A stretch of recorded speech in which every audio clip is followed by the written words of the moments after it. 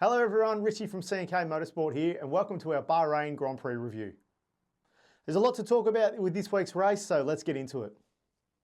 Well, the F1 circus rolled into Bahrain for the fourth round of the 2025 championship and the second week of a triple header. Red Bull were keen to build on last week's momentum while McLaren looked to get back to their winning ways. Ferrari looking for some pace and a trouble-free weekend, while Mercedes simply existed like they have all season. To the practice sessions, and McLaren showed their pace straight away, heading the top of the lists for all three sessions, with Norris quickest in P1 before Piastri took out both P2 and P3 quite comfortably ahead of his teammate. Practice was to be a taste of things to come for Lando, with the rear wing of Oscar's MCL39 being about the only part of the car he'd see for the rest of the weekend. Piastri was untouchable in qualifying, setting pole a tenth and a half ahead of George Russell in second, with Charles Leclerc in third, which would become second after a quali breach would mean both George and Kimi would drop a spot back from second and fourth respectively. Norris could only manage sixth in his McLaren with Max Verstappen in seventh. Tsunoda rounded out the top 10, 1.5 seconds off the time set by Piastri. This season, the top 10 in quali have been covered by less than a second, a stat that's mind-blowing when you consider the gaps of previous generations, and shows that one little mistake is going to be the difference between pole and a lower starting position. So to the race, and one that Oscar Piastri controlled perfectly. The only time he looked challenged was after the safety car restart, and even then he managed to pull out a 15-second gap to Russell by the race's end. Norris again looked to struggle with the pressure applied by creeping forward in his starting box, giving him a blistering start jumping from 6th to 3rd by turn 4, but meaning he'd carry a 5-second penalty into his first stop. Ollie Behrman made a blistering start jumping from 20th to 15th on the first lap, and both him and Kimi Antonelli were putting some supreme overtakes into turns 1 and 4 throughout the race.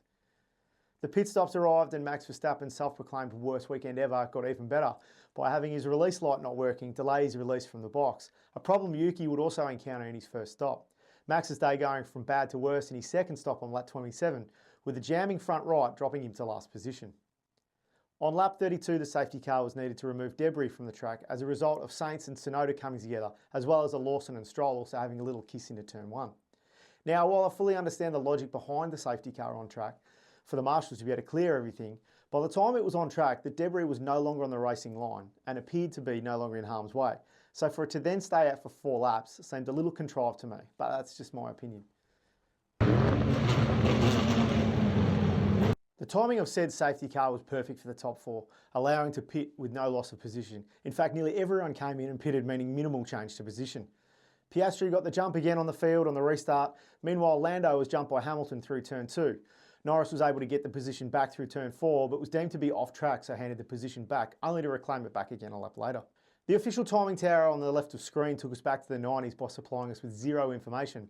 But this wasn't to faze Piastri as he stormed ahead to take McLaren's first ever win in Bahrain after 21 attempts. Oscar drove a flawless race all weekend, taking the fastest lap to go with his pole position from Saturday. A late race battle between Norris and Russell would see the Mercedes driver take second after a lock-up by Norris confirmed his third position.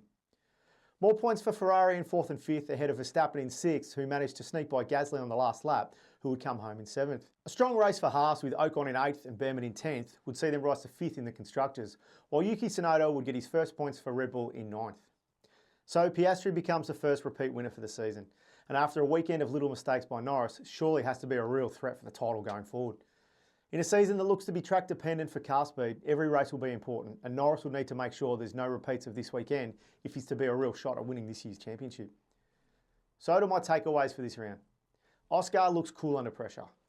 A super Saturday by Oscar showed that he can handle any form of pressure when it's at its hottest. A supreme pole lap, combined with controlling the race on the Sunday, shows that he's more than capable of taking on anyone, anywhere this year.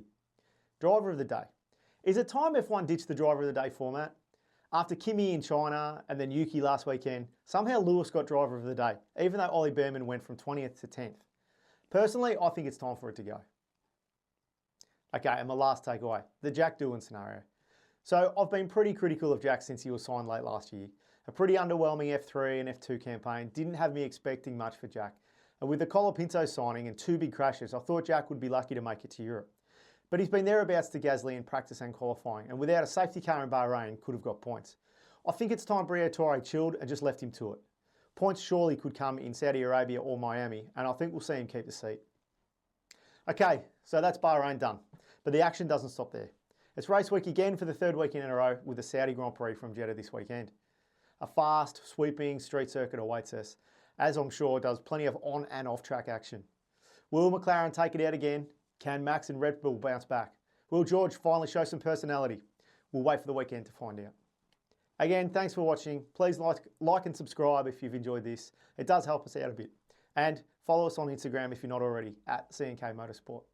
Until next week, ciao.